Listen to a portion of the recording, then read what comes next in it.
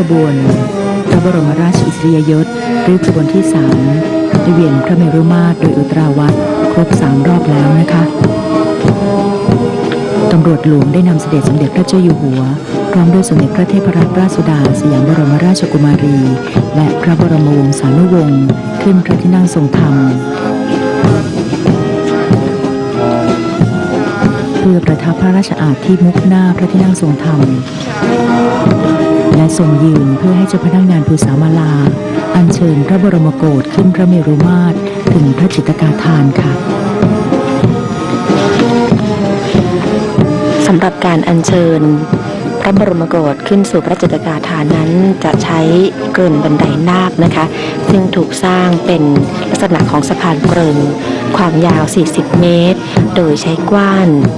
ขับเคลื่อนด้วยสลิงค่ะ จัดสร้างเป็นรูปพญานาคเสียนเดียวสวมมงกุฎลักษณะเดียวกับทางขึ้นวัดพระพุทธบาทจังหวัดสระบุรีซึ่งแบ่งเป็นส่วนสะพานที่ใช้งานซ้อนไม้ประดับผ้าทองย่นและส่วนกรนนั้นก็เป็นงานปั้นนะคะเป็นการแสดงความสัมพันธ์ระหว่างมนุษย์โลกกับเทวโลกเป็นเครื่องแสดงด้วยเกียรติยศและแสดงภาวะสุดท้ายแห่งการเป็นสมุติเทพซึ่งทั้งหมดนี้ก็ล้วนมีความมุ่งหมายอย่างเดียวกันนั่นก็คือเพื่อเป็นการเชิดชูพระเกียรติยศสูงสุดน้อมถวายแด่พระราชาผู้เป็นที่รักของเหล่าประสบกนิกรค่ะการออกแบบพระเมรุมาตรเป็นไปอย่างสมพระเกียรติมีความพอเพียงในการตกแต่งนะคะพยายามใช้วัสดุทดแทนไม้สีไม่ฉูดฉาดสถาปัตยกรรมเป็นรูปแบบที่เรียบง่ายเป็นงานซ้อนไม้สง่างามสีที่ใช้กับพระเมรุมาตรจะเน้นสีทองเป็นหลักและมีสีอื่นประกอบในการออกแบบรวมทั้งสิ้น6สีค่ะได้แก่สีทองเทียบเคียงกับสีเหลืองอันเป็นสีวันประจำพระบรมราชสมภพสีขาวสื่อถึงธรรมะแห่งการปกครองสีน้ำเงินแทนพระมหากษัตริย์สีชมพูเสริมความเป็นสิริมงคลและสีเขียวหมายถึงทรงนำความอุดมสมบูรณ์มาสู่แผ่นดินไทยพระเมรุมาตรทรงบุษบก9 ยอดบนฐานชลาย่อมุมไม้12นะคะเมื่อมองจากยอดบุษบกองค์ประธานจากทิศเหนือถึงทิศใต้จะอยู่ในตำแหน่งที่ตรงกับแนวกึ่งกลางของพระศรีรัตนเจดีย์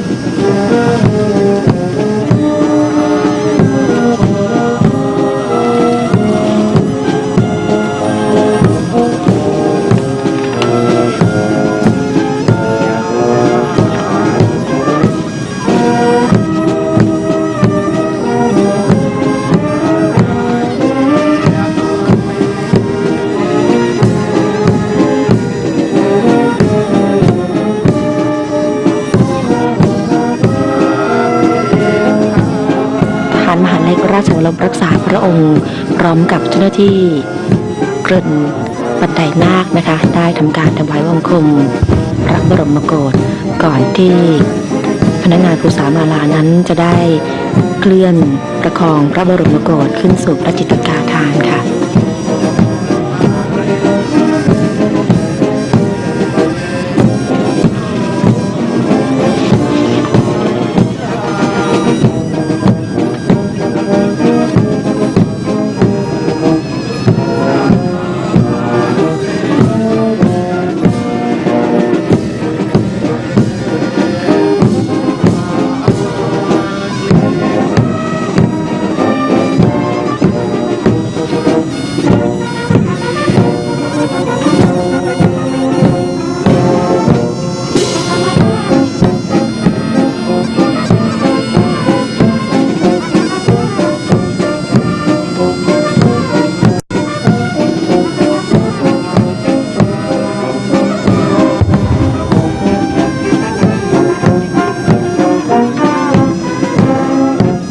พลของทหารหน่วยต่างๆที่ทำหน้าที่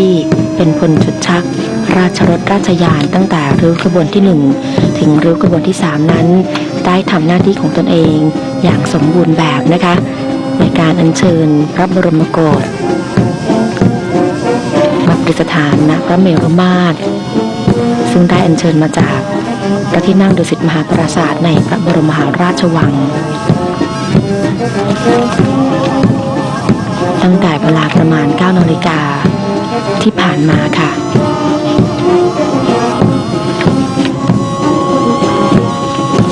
จนขณะนี้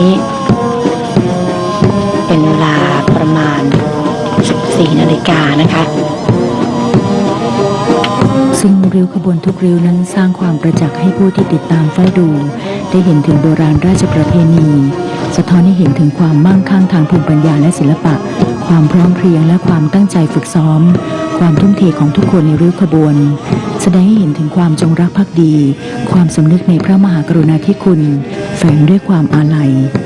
ริ้วขบวนและพระเมรุมาตรในพระราชพิธีถวายพระเพลิงพระบรมศพล้วนเป็นการถวายพระเกียรติยศอย่างสูงแด่พระมหากษัตริย์ที่เสด็จสวรรคตโดยเฉพาะงานพระราชพิธีพระบรมศพพระบาทสมเด็จพระปรมินทรมหาภูมิพลอดุลยเดชบรมนาถบพิตรสะท้อนถึงความแนบแน่นของสถาบันพระมหากษัตริย์กับประสบนิกรในแผ่นดินริ้วขบวนพระบรมราชอิสริยยศเป็นเครื่องประกอบสำคัญยิ่งของการพระราชพิธีออกพระเมรุถวายพระเพลิงพระบรมศพจนกล่าวได้ว่าเป็นเอกลักษณ์ทางวัฒนธรรมราชประเพณีที่สำคัญของชาติค่ะ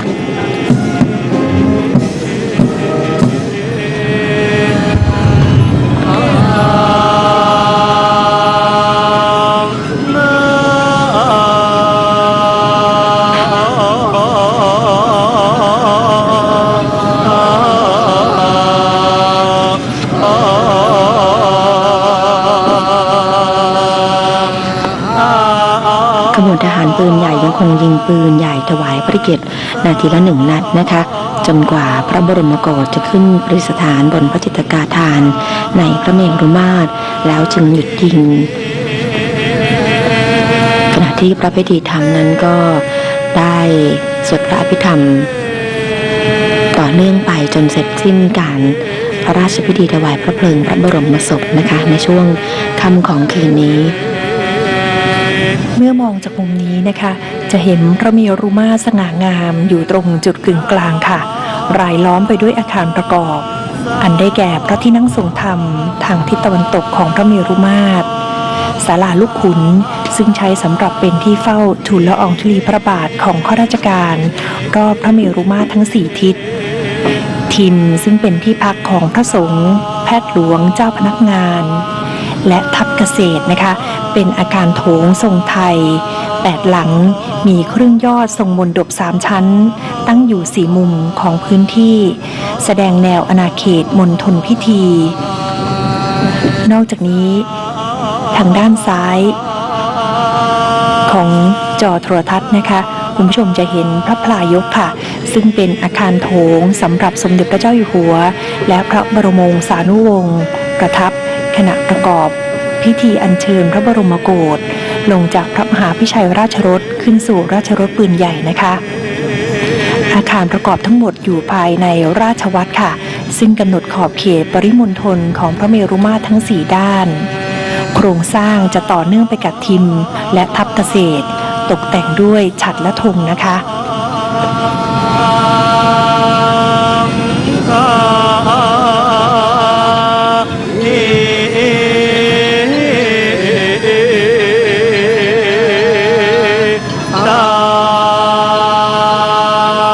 สำหรับงานภูมิสถาปัตยกรรมของพระเมรุมาตรพระบาทสมเด็จพระปรมินทรมหาภูมิพลอดุลยเดชบรมนาถบพิตรนั้นนะคะมีแนวคิด2 ประการค่ะซึ่งก็ได้แก่ภายในรั้วราชวัตรบริเวณโดยรอบนั้นจะเห็นฐานของพระเมรุมาตร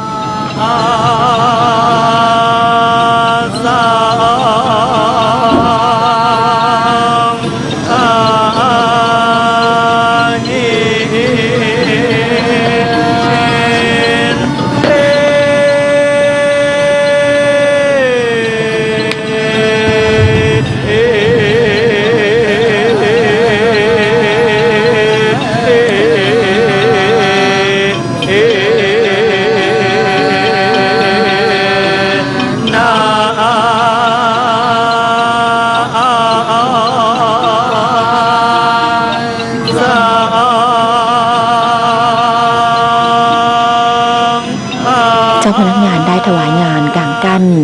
นพบดลมหาเสวตฉัตรเหนือพระบรมโกศนะคะเพื่อที่จะอัญเชิญขึ้นประดิษฐานอย่างพระจิตรกาธานโดยใช้เกริ่นบันไดนาคนะคะเป็นเครื่องมือที่จะได้อัญเชิญขึ้นไปค่ะ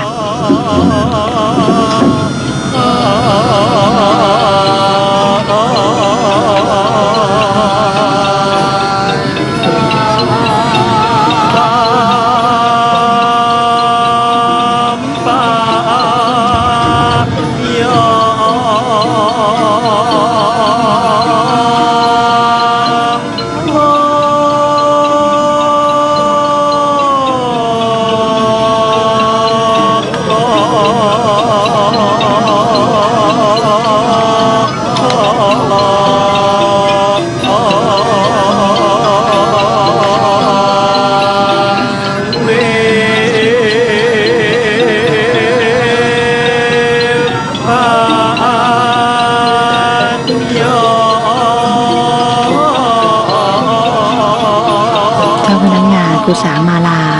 จะได้ขึ้นประคองอัญเชิญพระบรมโกศขึ้นสู่พระเมรุมาตรนะคะ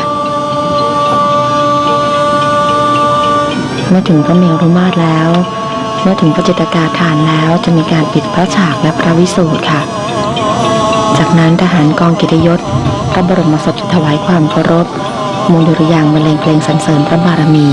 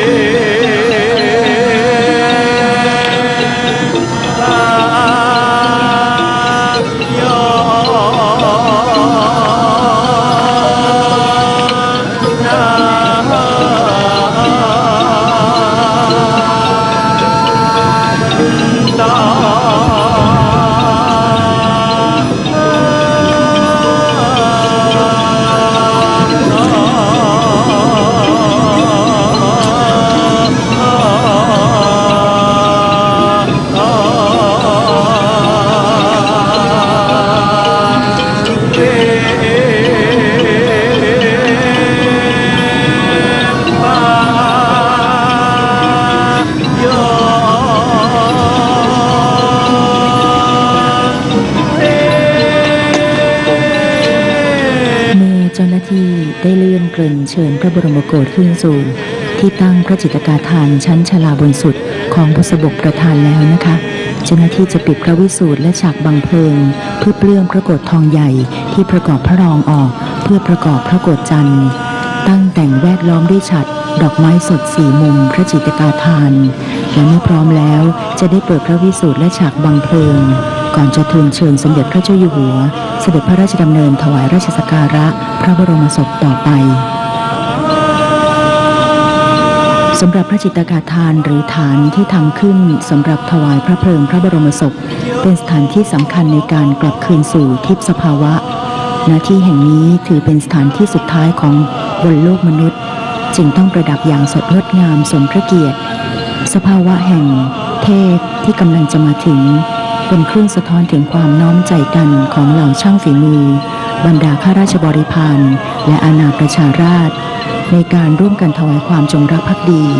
เป็นการไว้อาลัยและแสดงความกตัญญูกตเวทิตาคุณต่อพระเจ้าแผ่นดินผู้ทรงพระคุณอันประเสริฐเป็นครั้งสุดท้าย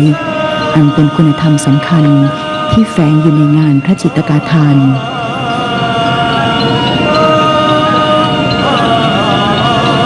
โดยในพระจิตรกาฐานยังมีเครื่องประกอบพระบรมราชอิสริยยศตามโบราณราชประเพณีและงานช่างชั้นสูงประกอบด้วยพระโกศจันทร์ฉากบังเพลิงและประติมากรรมสุนัขทรงเลี้ยงที่สร้างขึ้นเป็นพิเศษทั้งหมดสร้างตามคติความเชื่อและความสำนึกในพระมหากรุณาธิคุณอย่างแท้จริง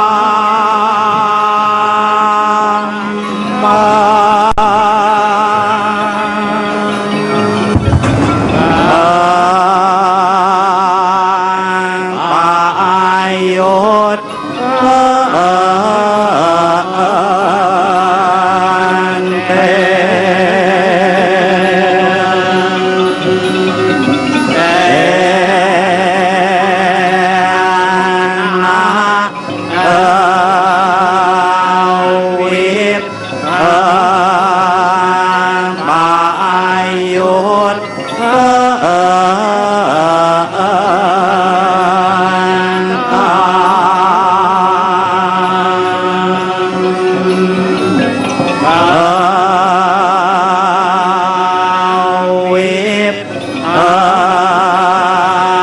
ปายโยต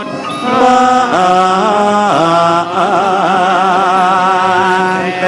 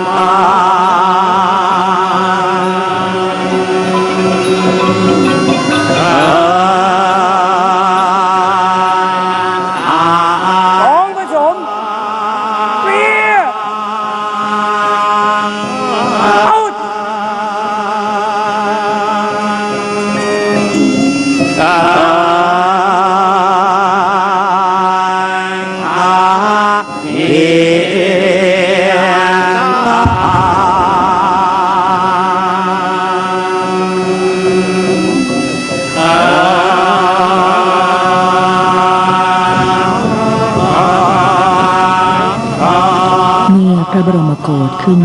พระเมรุมาตรถึงพระจิตรกาฐานแล้วนะคะ จะได้ปิดพระฉากและพระสูตรกองทหารเกียรติยศพระบรมศพถวายความเคารพวงดุริยางค์บรรเลงเพลงสรรเสริญพระบารมีลำดับนี้เจ้าหน้าที่กรมศิลปากร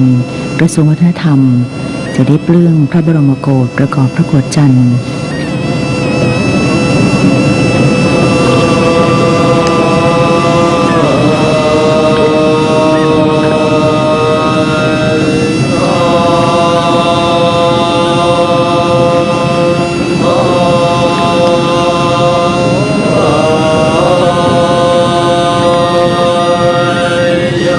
พระวิสูตรที่ประดับพระเมรุมาตรในครั้งนี้นะคะมีความสูงประมาณ15 เมตรด้วยกันค่ะออกแบบเป็นลายพุ่งเข้าบินอินพรหมโคมลายกนกนกคาบออกรูปถวยเทพถวายก่อนนะคะ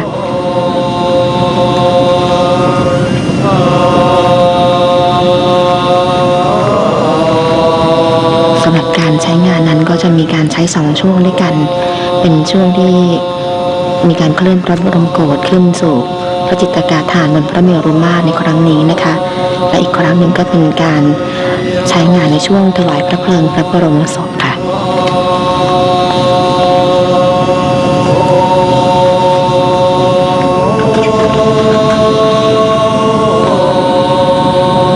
สำหรับฉากบังเพลิงนะคะที่เป็นเครื่องกั้นในพระราชพิธีถวายพระเพลิงพระบรมศพจะมีลักษณะเป็นฉากพับได้ค่ะติดไว้ที่เสาพระเมรุมาตรทั้ง4ด้านเมื่อใช้งานจึงดึงหรือว่าคลี่ฉากที่พับไว้เพื่อบังจิตรกาฐานนะคะทำหน้าที่เสมือนกำบังลมและปิดสำหรับฉากบังเพลิงจะเป็นการนำฉากที่สร้างขึ้นจัดเข้าคู่และนำมาต่อกันด้านละ2คู่เป็น1ฉากค่ะ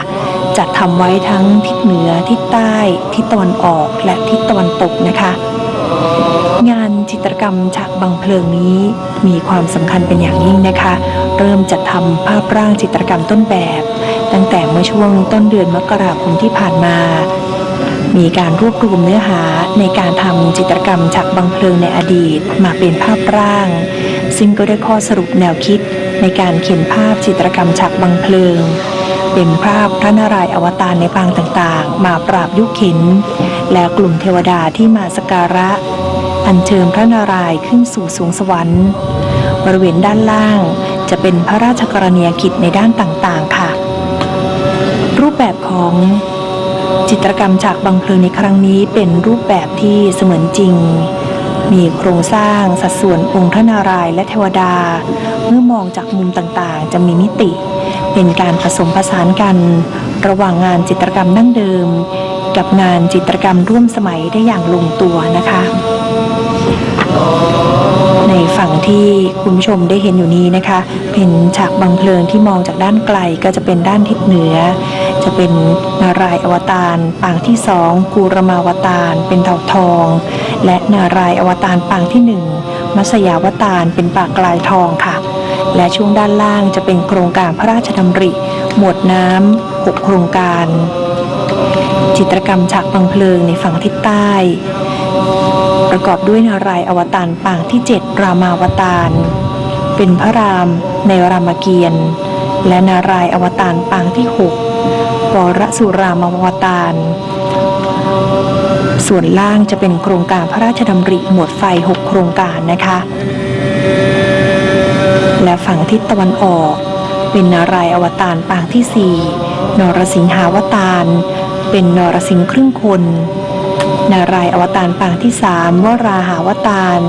เป็นหมูป่าเอกเขี้ยวเพชรและโครงการพระราชดำริหมวดดิน6โครงการค่ะและส่วนสุดท้ายคือทิศตะวันตกนะคะซึ่งหันไปทางพระที่นั่งทรงธรรมประกอบด้วยนารายณ์อวตารปางที่10กัลยาวตารเป็นบุรุษขี่ม้าขาวนารายณ์อวตารปางที่8กฤษณาวตารเป็นพระกฤษณะและโครงการพระราชดำริหมวดลม6โครงการค่ะนั่นคือรายละเอียดของพระฉากนะคะหรือว่าฉากบังเพลิงที่ประดับอยู่บนพระเมรุมาตรสำหรับพระโกฐจันทร์ที่เจ้าพนักงานกำลังประกอบเข้ากับพระรองขณะนี้ถือว่าเป็นพระราชประเพณีมาแต่โบราณค่ะเมื่อถึงการถวายพระเพลิงพระโกฐส่วนนอกหรือว่าพระโกฐทองใหญ่นั้นก็จะถูกเปลื้องออกนะคะเหลือแต่พระโกฐรองเป็นโลหะปิดทองนะคะซึ่งจะนำขึ้นประดิษฐานบนพระจิตรกาฐานและหุ้มปิดด้วยพระโกฐจันทร์ที่จะสร้างขึ้นในแต่ละครั้งที่มีงานพระราชพิธี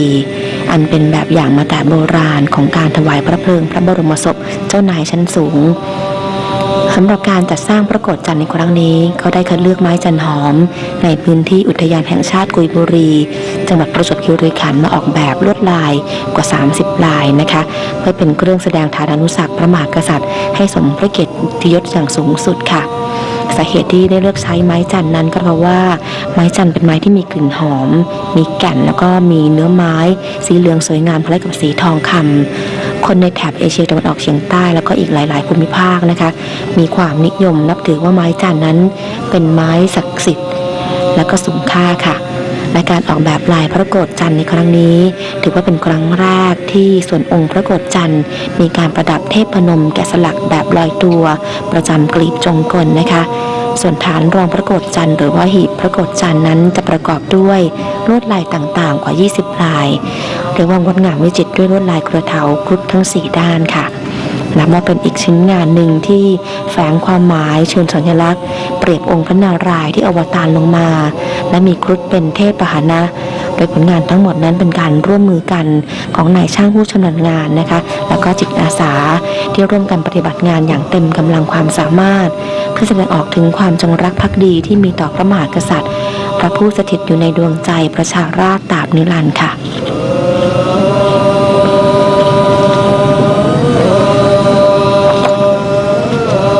ไม่ว่าจะมองพระเมรุมาตรจากมุมไหนในสายตาของพี่น้องประชาชนชาวไทยก็รู้สึกไม่ต่างกันนะคะเราได้เห็นความพยายามของคนจำนวนมากที่มีความต้องการถวายงานพระบาทสมเด็จพระปรมินทรมหาภูมิพลอดุลยเดชบรมนาถบพิตรเป็นวันสุดท้ายทุกวันจะต้องทำงานท่ามกลางหลายฤดู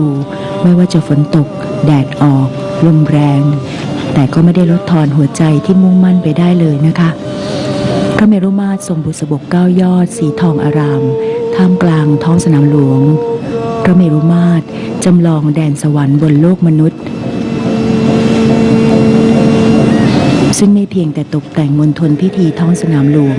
ให้มีความงดงามดุจสวงสวรรค์ในแต่ละมุมมีความงดงามของ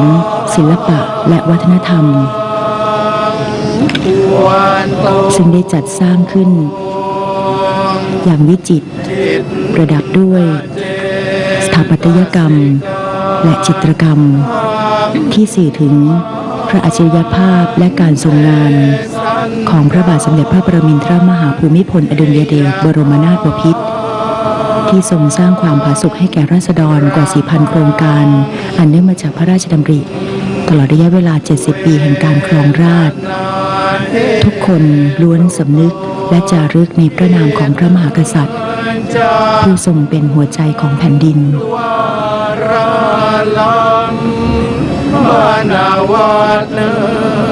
ซึ่งก็ถือว่าการจัดพระราชพิธีถวายพระเพลิงพระบรมศพโดยการสร้างพระเมรุมาตรเป็นการถวายพระเกียรติยศอย่างสูงแด่พระมหากษัตริย์ที่เสด็จสวรรคต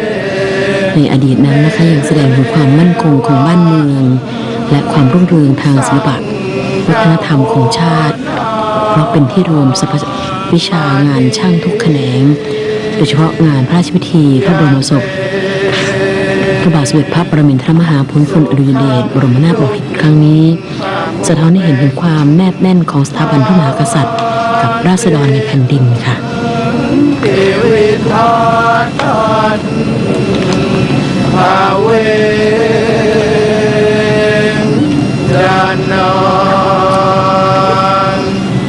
โส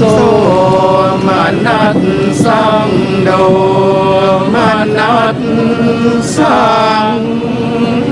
ในช่วงระยะเวลาที่ผ่านมานะคะพระบาทสมเด็จพระปรมินทรมหาภูมิพลอดุลยเดชบรมนาถบพิตรทรงมีพระมหากรุณาธิคุณแก่ประสบกนิกรเป็นล้นพ้นโดยจะเห็นได้จากพระราชกรณียกิจนานับประการในขณะเดียวกันในระยะเวลายาวนานที่สุดในกรุงรัตนโกสินทร์ไม่ได้ว่างเว้นการจัดงานพระราชพิธีถวายพระเพลิงพระบรมศพแก่พระมหากษัตริย์ด้วยเช่นกันการถวายพระเพลิงพระบรมศพพระมหากษัตริย์นั้นหมายความว่าเป็นการที่ดวงพระวิญญาณของพระองค์จะได้เสด็จกลับสู่สวงสวรรค์จึงมักปรากฏรูปเทวดาเป็นองค์ประกอบประดับอยู่รอบๆฐานพระเมรุมาตรอันเป็นสัญลักษณ์สื่อถึงสวงสวรรค์นั่นเองเป็นสิ่งที่ขับเน้นให้พระเมรุมาตรเป็นดินแดนศักดิ์สิทธิ์อย่างสมบูรณ์ประติมากรรมเหล่าเทพในครั้งนี้ก็มีแนวคิดชุมนุมเทพยดาทุกชั้นฟ้าให้มาร่วมรับเสด็จสู่สวรรค์ในงานพระเมรุมาตรครั้งนี้นะคะมีประติมากรรมพระโพธิสัตว์ประกอบชั้นเหมทั้ง4ด้านเทพพนม112องค์ครุฑยุทธนาค112องค์เทวดายืนถือพุ่มโลหะและเทวดายืนฉัตรยืนรอบพระเมรุมาตร8องค์เทวดานั่งรอบพระเมรุมาตรโดยเชิญฉัตรและบังแทรก40องค์เทพชุมนุม108องค์นอกจากในสวรรค์ชั้นที่1จาตุมหาราชิกามีท้าวจตุโลกบาลทำหน้าที่ดูแลรักษาโลกเป็นเทวดาผู้ป้องกันอันตรายที่เกิดแก่มนุษย์ประจำ4ทิศได้แก่ท้าวกุเวนท้าววิรุณ6ท้าวทัตตรสท้าววิรูปักษ์ซึ่งเหล่าเทพยดาทั้งหลายเสด็จลงมาจากสวรรค์เพื่อรับเสด็จพระบาทสมเด็จพระปรมินทรมหาภูมิพลอดุลยเดชบรมนาถบพิตรเสด็จสู่สวงสวรรค์ประติมากรรมทั้ง4นี้นะคะประดิษฐานไว้บนฐานไพทีชั้นที่1บริเวณมุมล้อมรอบองค์พระเมรุมาตรบริเวณทางขึ้นไพทีชั้นที่2ทุกทิศของพระเมรุมาตรติดตั้งโคชสีและราชสีห์สัตว์ใหญ่ทรงพลังอำนาจอยู่เหนือสัตว์ทั้งปวงในป่าหิมพานต์ทั้งยังเป็นสัญลักษณ์แทนข้าราชบริพารโดยโคชสีเป็นตราสัญลักษณ์ประจำเสนาบดีสมุหกลาโหมเป็นสัญลักษณ์ผู้พิทักษ์แผ่นดินและพระมหากษัตริย์แทนเหล่าทหารและตำรวจทุกเหล่าทัพส่วนราชสีห์เป็นตราประจำเสนาบดีสมุหนายกมีหน้าที่ในการช่วยดูแลราษฎรเปรียบเสมือนข้าราชการพลเรือนนั่นเองนอกจากนั้นแล้วคติฮินดูมีมหาเทพสูงสุด3องค์ก็คือพระพรหมพระนารายณ์พระอิศวรทำหน้าที่ในจักรวาลส่วนบริเวณเชิงเขาพระสุเมนนอกป่าหิมพานต์มีวิมานฉิมพลีถิ่นอาศัยของครุฑคนไทยรับรู้เรื่องของครุฑผ่านศาสนาและความเชื่อทั้งในเชิงสัญลักษณ์ของพระมหากษัตริย์เช่นครุฑบนตราพระราชลัญจกรและธงพระครุฑผ้าและจากความเชื่อที่ว่าพระมหากษัตริย์คือองค์อวตารของพระนารายณ์ซึ่งมีครุฑเป็นเทพพาหนะดังนั้นครุฑจึงติดตามพระมหากษัตริย์ไปทุกแห่งการจัดสร้างพระเมรุมาตรในครั้งนี้จึงจัดสร้างครุฑยืนประดิษฐานบริเวณบันไดทางขึ้นฐานไพทีชั้นที่3จำนวน4คู่และมีพระพิเนกพินายประดิษฐานในชั้นเดียวกันนี้ด้วยในส่วนของลานอุตรวัตรบริเวณพื้นฐานรอบพระเมรุมาตร มีสระอโนดาตล้อมรอบทั้งสี่ทิศเพื่อสื่อให้เห็นถึงบรรยากาศในป่าหิมพานต์และเขามอภายในสระประดับด้วยประติมากรรมสัตว์หิมพานต์น้อยใหญ่และสัตว์มงคลประจำทิศได้แก่ช้างม้าวัวสิงห์ทิศละหนึ่งคู่ให้เห็นถึงความงดงามดังอยู่บนสวงสวรรค์และนอกจากนั้นงานพระเมรุมาตรในครั้งนี้มีการสร้างครุฑประดับหัวเสาเป็นครั้งแรกซึ่งงานพระเมรุมาตรที่ผ่านมาเป็นหงส์ประดับเสาโดยจัดสร้างเป็นครุฑยุทธนาคสง่างามแบบไทยประเพณีตรงกลางครุฑประดับฉัตรนั่นก็เพราะครุฑคือพาหนะของพระนารายณ์นั่นเอง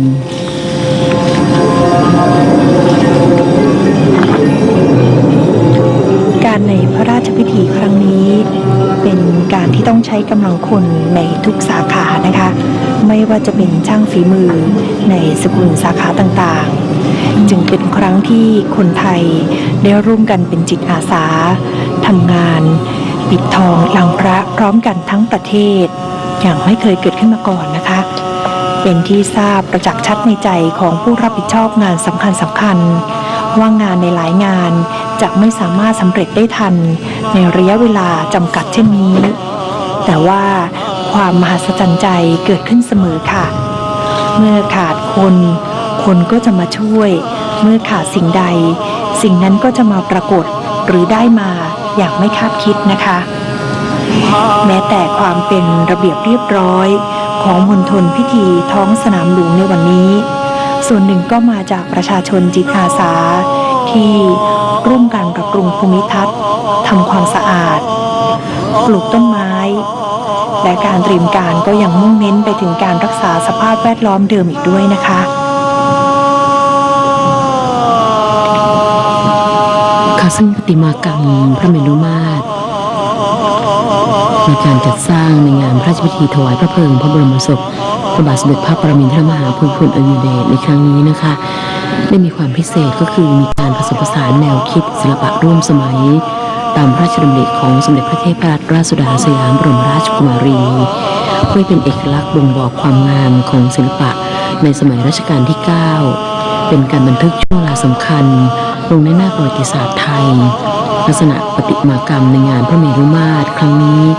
มีความพิเศษหลายอย่างโดยเฉพาะเทวดาเหล่าทวยเทพที่แตกต่างไปจากเดิมเป็นการปั้นแบบไทยนะคะแล้วก็มีหน้าตาแบบหัวโขนเป็นการปั้นในลักษณะเหมือนคนที่มีกล้ามเนื้อชัดเจนและมีความสมบูรณ์ตามแบบศิลปะนิยมในปัจจุบันค่ะทำให้ดูมีมิติจากทุกมุมมองและยังมีการให้สีที่มีความใกล้เคียงกับธรรมชาติมากที่สุดเพื่อให้กลมกลืนกับจิตรกรรมบนฉากบางเพลิงที่เป็นภาพวาดเสมือนจริงและบอกเล่าเรื่องราวพระราชกรณียกิจที่สำคัญของในหลวงรัชกาลที่ 9สำหรับการลงสีประติมากรรมก็มีความแตกต่างจากอดีตที่มักเป็นสีฉุดฉาดได้เปลี่ยนมาเป็นการใช้สีจริงของโลหะเช่นสีเงินทองนาคและแซมด้วยสีชมพูนะคะและเขียวน้ำเงินโทนอ่อนๆเพื่อให้เข้ากับความเรียบง่ายของพระราชกิริยาวัตรของพระบาทสมเด็จพระปรมินทรมหาภูมิพลอดุลยเดชแล้วก็นับเป็นการบันทึกแบบแผนศิลปะประจำรัชกาลรวมถึงบันทึกความทรงจำในใจของพระสกนิกรที่ครั้งหนึ่งเคยได้รับพระมหากรุณาธิคุณหาที่สุดไม่ได้พระราชทานความสุขสงบร่มเย็นเป็นความสุขที่ไม่มีสิ่งใดเสมอเหมือนและจะไม่มีวันลืมเลือนโดยค่ะบันไดนาคประติมากรรมรอบพระเมรุมาตรทั้ง4ด้านนะคะก็มีลักษณะที่น่าสนใจค่ะบันไดนาคชั้นที่1จะเป็นนาคเสียนเดียวหรือปุโรหิตนาคนะคะนาคที่เป็นบริวารศิลปะรัตนโกสินทร์ได้ต้นแบบมาจากเรือพระที่นั่งอนันตนาคราช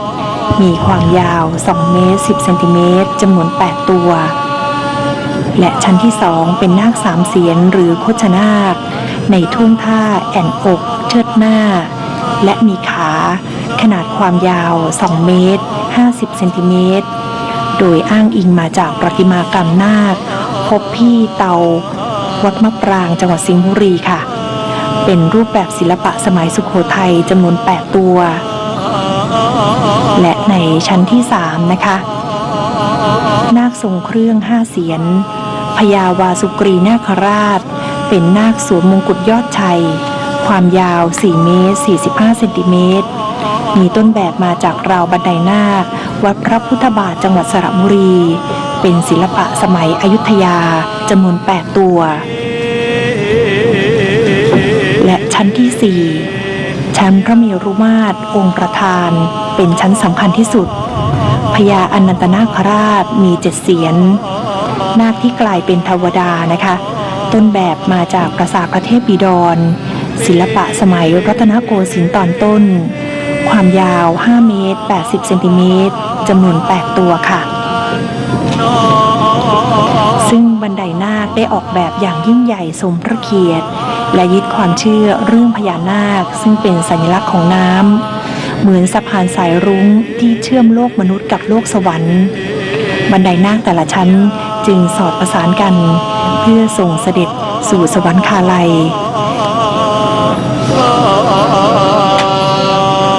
นี่คือประติมากรรมบางส่วนนะคะของพระเมรุมาตรพระบาทสมเด็จพระปรมินทรมหาภูมิพลอดุลยเดชนะคะซึ่งเมื่อ8 วันที่ผ่านมานั้นสมเด็จพระเจ้าอยู่หัวได้เสด็จพระราชดำเนินไปทรงประกอบพิธียกนพประดลมหาเสวตฉัตรยอดพระเมรุมาตรในงานพระราชพิธีถวายพระเพลิงพระบรมศพ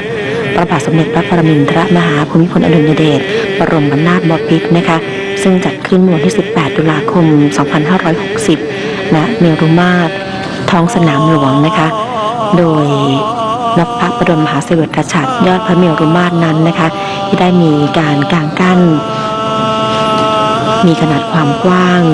1 เมตร 20 เซนติเมตรนะคะซึ่งเชิญไปอยู่ที่บนยอดของพระเมรุมาตรบุษบกประธานความสูงของนพประดลมหาเสวตฉัตรในครั้งนี้5 เมตร 10 เซนติเมตรลักษณะก็เป็นฉัตรขาว9 ชั้นค่ะแต่ละชั้นของฉัตรก็จะมีการระบายคลิปทองแผ่ลวด3 ชั้นชั้นล่างสุดจะห้อยอุบะจำปาทอง14 ช่อนะคะปลียอดฉัตรนั้นก็จะเป็นทรงองค์ระฆังต่อด้วยบัวกลุ่มปลียอดฉัตรทำด้วยทองเหลืองกลึงปิดทองซึ่งถือว่านพประดลมหาเสวตฉัตรนี้เป็นฉัตรสำหรับพระมหากษัตริย์ที่ทรงรับพระบรมราชาภิเษกตามโบราณกัตยราชประเพณีแล้วค่ะ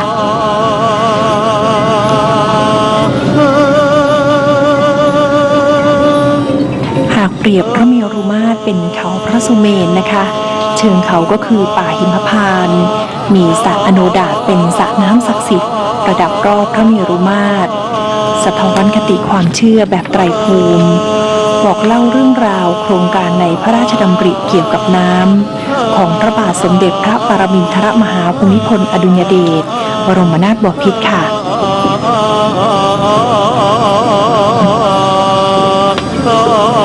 นี่ก็เป็นภาพฉัตรที่ได้มีการ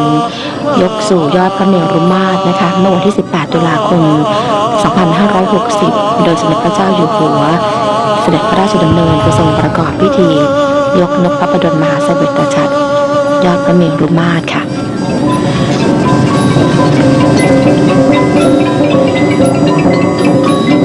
ซึ่งหลักฐานว่าไทยเรานั้นใช้ฉัตรเป็นเครื่องประกอบพระราชอิสริยยศสำหรับพระมหากษัตริย์ก็มาตั้งแต่สมัยกรุงศรีอยุธยานะคะรัชกาลสมเด็จพระรามาธิบดีที่ 1หรือว่าพระเจ้าอู่ทอง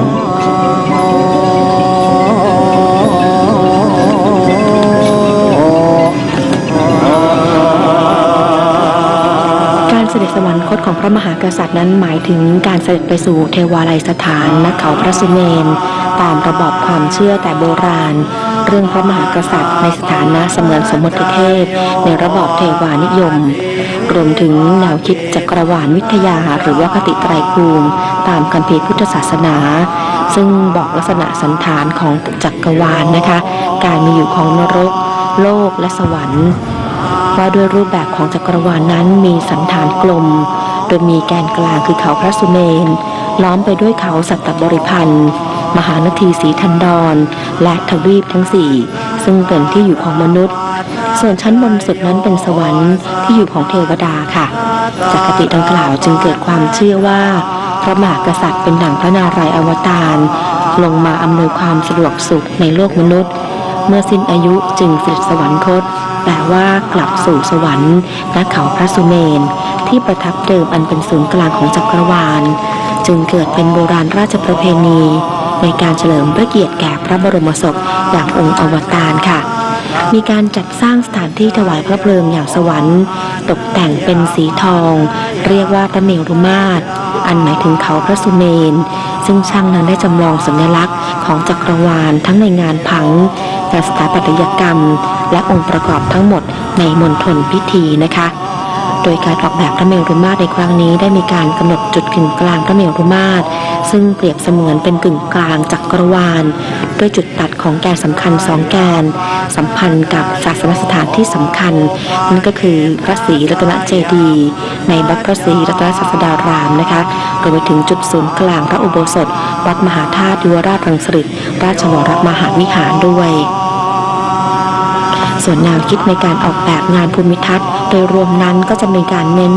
การจำลองบรรยากาศของเชิงสัญลักษณ์และก็เลือกพันธุ์ไม้ที่เกี่ยวเนื่องกับโครงการในพระราชดำริพร้อมทั้งพันธุ์ไม้ดอกสีเหลืองนานาชนิดมาประดับรอบพระเมรุมาตรนะคะเพื่อที่จะรำลึกถึงพระมหากรุณาธิคุณที่พระบาทสมเด็จพระปรมินทรมหาภูมิพลอดุลยเดชทรงบำเพ็ญพระราชกรณียกิจเพื่อช่วยเหลือประสบกรณิกรมาโดยตลอดค่ะรอบพระเมรุมาตรทั้ง4มุมนะคะได้มีการเทปูนวางระบบท่อน้ำคล้ายกับสระว่ายน้ำพื้นสระจะเป็นสีน้ำเงินเข้มคล้ายสีมรกตค่ะภายในบ่อถูกจัดวางด้วยโขดหินแบบไทยนะคะมีแนวคิดมาจากจิตรกรรมฝาผนังให้องค์ประกอบของสระอโนดาตที่อยู่ในป่าหิมพานต์มีความสมบูรณ์และงดงามที่สุดค่ะโดยมีการจัดสร้างสัตว์หิมพานต์ชนิดต่างๆนะคะยืนอยู่ในเขาบนสระอโนดาตซึ่งจะแบ่งเป็น4สระไว้ที่มุมทั้ง4ของพระเมรุมาตรค่ะในส่วนของด้านทิศเหนือนะคะจะมีการปั้นประติมากรรมสัตว์หิมพานต์ช้างตระกูลพรหมพรง10ตระกูลค่ะ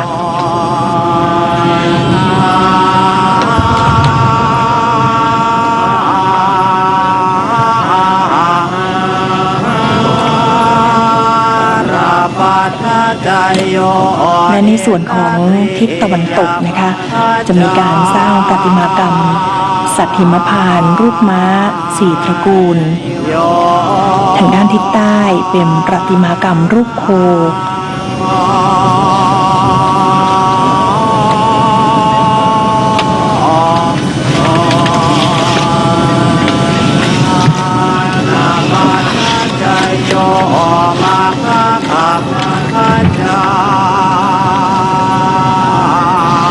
ขณะนี้นะคะสมเด็จพระเจ้าอยู่หัวเสด็จออกจากพระที่นั่งทรงธรรมเพื่อที่จะเสด็จขึ้นพระเมรุมาตร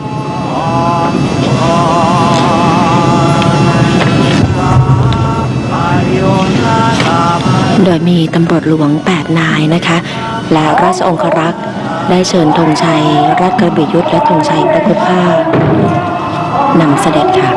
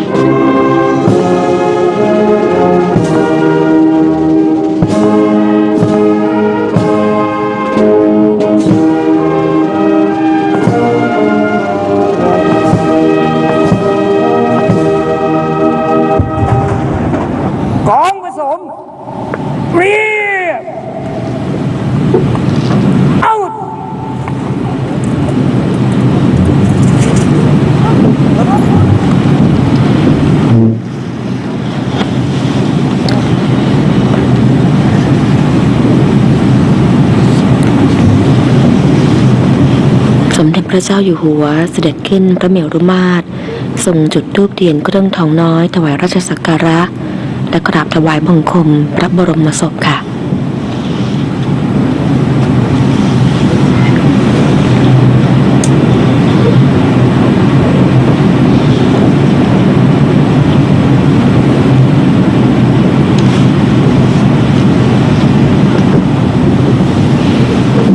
สำหรับภาพที่เห็นนี้นะคะ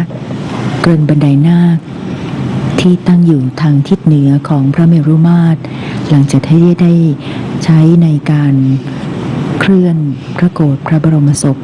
ขึ้นสู่พระจิตกาฐานเรียบร้อยแล้วเจ้าพนักงานจะได้ทำการรื้อถอนสะพานเกริ่นฝั่งบันไดทิศเหนือของพระเมรุมาตรออกก่อนเวลาที่สมเด็จพระเจ้าอยู่หัวจะเสด็จพระราชดำเนินเพื่อถวายพระเพลิงพระบรมศพในช่วงเย็นวันนี้ค่ะ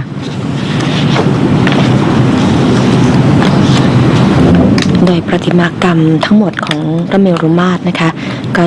ได้ทั้งผู้เชี่ยวชาญผู้ชำนาญงานจากกรมศิลปากรและจิตอาสานั้นได้ช่วยกันจัดโลงประติมากรรมศิลปกรรมตามแบบอย่างประเพณีเดิมของไทยนะคะโดยสมเด็จพระเจ้าอยู่หัวนั้นได้มีพระราชกระแสทรงขอบใจชาวไทยที่ได้ร่วมบำเพ็ญประโยชน์เป็นจิตอาสาแล้วก็ช่วยเหลืองานพระบรมศพพระบาทสมเด็จพระปรมินทรมหาภูมิพลอดุลยเดชบรมนาถบพิตรและงานต่างๆอย่างเต็มกำลังความสามารถเป็นการทำดีด้วยหัวใจความว่าขอขอบใจท่านทั้งหลายเป็นอย่างยิ่งที่ได้พร้อมกันมาถวายสักการะพระบรมศพอย่างพร้อมเพรียงด้วยความจงรักภักดีด้วยน้ำใจบริสุทธิ์งดงามอีกทั้งพร้อมใจกันบำเพ็ญประโยชน์เป็นจิตอาสาและช่วยเหลืองานพระบรมศพและงานด้านต่างๆอย่างเต็มกำลังความสามารถเป็นการทำดีด้วยหัวใจเพื่อสนองพระมหากรุณาธิคุณต่อพระบาทสมเด็จพระปรมินทรมหาภูมิพลอดุลยเดชบรมนาถบพิตรบัดนี้การถวายพระเพลิงพระบรมศพจะเป็นไปด้วยความสมบูรณ์เรียบร้อยและสมพระเกียรติเชื่อว่าการทำดีด้วยบริสุทธิ์ใจด้วยความทุ่มเทเสียสละและด้วยความสมัครสมานสามัคคีของประชาชนชาวไทยในครั้งนี้หากพระบาทสมเด็จพระปรมินทรมหาภูมิพลอดุลยเดชบรมนาถบพิตรได้ทรงทราบด้วยพระญาณวิถีใดๆก็ตามจะทรงชื่นชมสมรักเป็นอย่างยิ่งจึงขอขอบใจทุกๆท่านด้วยความซาบซึ้งอย่างที่สุดจากหัวใจด้วยความจริงใจอย่างแท้จริงนี่คือพระราชกระแสของสมเด็จพระเจ้าอยู่หัวค่ะ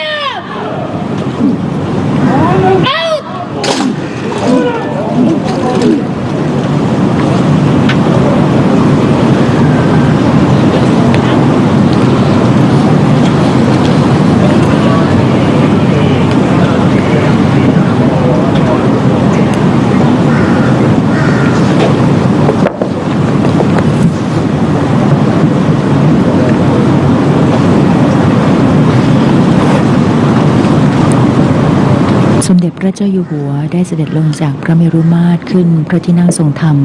ทรงรับการถวายความเคารพของผู้ที่มาเฝ้าทูลละอองธุลีพระบาทรับเสด็จนะคะหลังจากนั้นแล้วสมเด็จพระเจ้าอยู่หัวและพระบรมวงศานุวงศ์จะเสด็จพระราชดำเนินไปประทับรถยนต์พระที่นั่งที่หลังพระที่นั่งทรงธรรมเพื่อเสด็จพระราชดำเนินกลับค่ะสมเด็จพระเจ้าอยู่หัว